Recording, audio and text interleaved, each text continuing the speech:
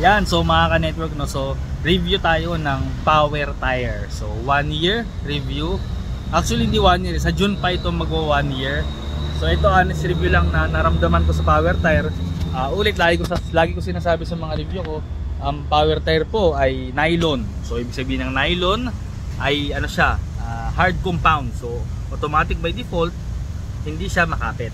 Okay? So ito po yung gulong ko ngayon, yan. So kung nakikita nyo ngayon po yung gulong ko, sa magwa 1 year nya, kita nyo naman yung hindi maganda yung ano nya, ang tawag dito, pudpud. May umbok na to, so nararamdaman ko na yung mga umbok na yan, nakita nyo to? Nararamdaman ko na yan pag nagmamaneho, parang gumaganon-ganon yung kamay ko. Yan. So pero pag nakita mo ang kapal pa niya yun nga lang may nararamdaman na akong dulas sa gulong. So ayan, power tire. Ito yung harap, yan. Ramdam ko na yung ganon-ganon ng kamay. Tapos sa likod, ito naman yung likod natin, yan. So kung makikita nyo yung likod, yan, makapal pa din. Kitang-kita nyo, di ba, makapal pa. Ang problema ko lang dito mga ka-network, no, yung ano nya, dulas. So kung sa quick tire na review natin at saka sa CST, kapag dumadaan, madulas lang kapag dumadaan tayo sa kulay puting linya, hindi ka naman matutumba. Ang mangyayari lang, parang mararamdaman mo yung dulas. Etong power tire kakaiba.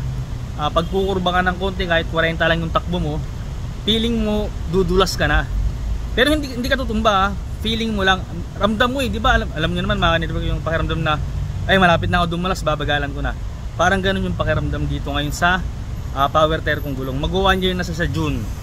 Okay ka network, so ayun yung honest pakiramdam ko mga ka-network sa power tire na to. So kung marirecommend ko ba siya o mabibili ko ba siya ulit, sa palagay ko babalik ako ng R8. Kung nakita nyo yung luma kong video, 1 year review ng R8, wala akong nasabi doon na nabutas-butas na lang yun napako ako kaya sa palagay ko babalik ako ng R8 at saka CST.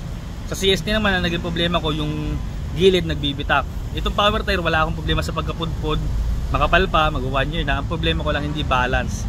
Nakita nyo naman, di ba, parang may kumbok-kumbok na. So pag nagdadrive ka, ramdam mo sa kamay mo yung parang kang gumaganon.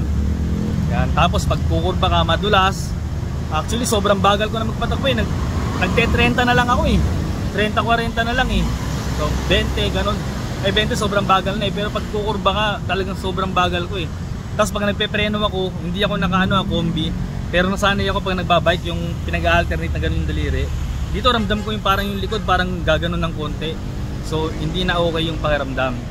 Hindi ko sinisiraan yung power tire Ito experience ko lang. So ulitin ko, by default ano siya, hard compound, nylon siya, nylon. So huwag nating asahan na sobrang kapit niya. Kung gusto natin magandang gulong talaga, doon tayo sa mga soft compound o kaya semi soft compound mga network. So hanggang dito na lang ka network. Sana maganda-ganda yung nakwento ko sa inyo tungkol sa experience ko sa power tire mga network.